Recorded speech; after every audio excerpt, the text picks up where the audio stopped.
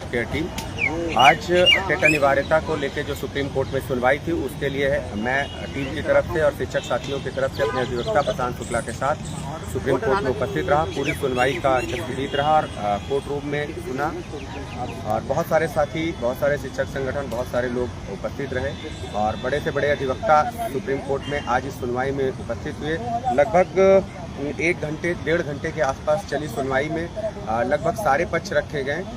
तमाम वरिष्ठ अधिवक्ता थे, सभी ने बहुत अच्छे से पक्ष रखा और इस बात का रखा कि जिस दिन से यह नियम बनता है उस दिन के बाद यह लागू होना चाहिए। कई बार जज साहब कन्विंस होते दिखे, लेकिन बार बार बीच में वो इसी बात पे चले जाते हैं कि क्वालिटी एजुकेशन के तहत सबको टीटी करना ही चाहिए। और जब ये बात कही गई कि इस तिथि के लागू हुआ है, इस तिथि के बाद के टीचरों पे नहीं लागू किया जाना चाहिए, लगभग सभी अधिवक्ताओं ने इस बात को जोरदार तरीके से रखा। लेकिन बार बार वो इस बात पे जा रहे थे कि उनको टाइम तो दिया जा रहा है, टाइम तो दिया जा रहा है। टाइम की बात आके वो घूम फिर के वहीं चले जा रहे थे। और एक मध्य प्रदेश के शायद किसी अधिवक्ता ने बताया कि भाई टाइम की बात आई और कि हम टीटी दे नहीं सकते, उसके लिए एलिजिबल नहीं हो, तो उन्होंने कहा वो तो एक अलग प्रेयर बनती है, आप आइए हम उस पर देख लेंगे। यानी कि अगर आप ये बात करते हैं कि आप टीटी देने के लिए एलिजिबल हैं कि नहीं है, तो उस पर कोर्ट तो दूसरा रास्ता देने को तैयार है, हम उसकी बात कर रहे हैं।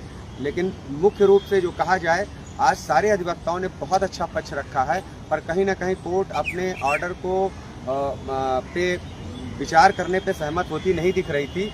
बीच में कन्विंस हो जा रही थी, लेकिन बार बार वो वापस पुनः उसी मुद्दे पर चली जा रही थी कि नहीं, सबको टीटी करना चाहिए।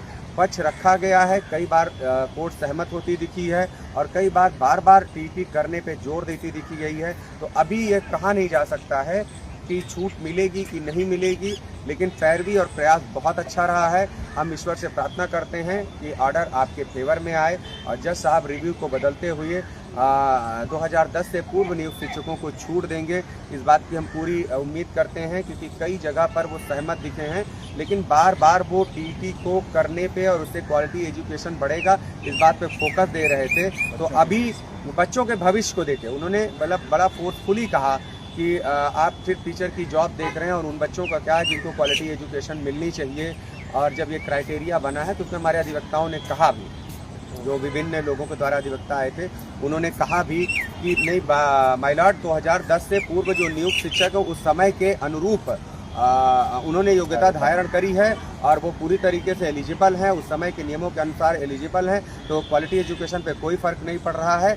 लेकिन अब जज साहब की इच्छा है वो उस मामले को कैसे लेते हैं। और 2017 में जो अमेंडमेंट हुआ है उसी को लेके मामला पेचीदा होता बार बार दिख रहा था, उसी को लेके कन्फ्यूज़न क्रिएट हो रहा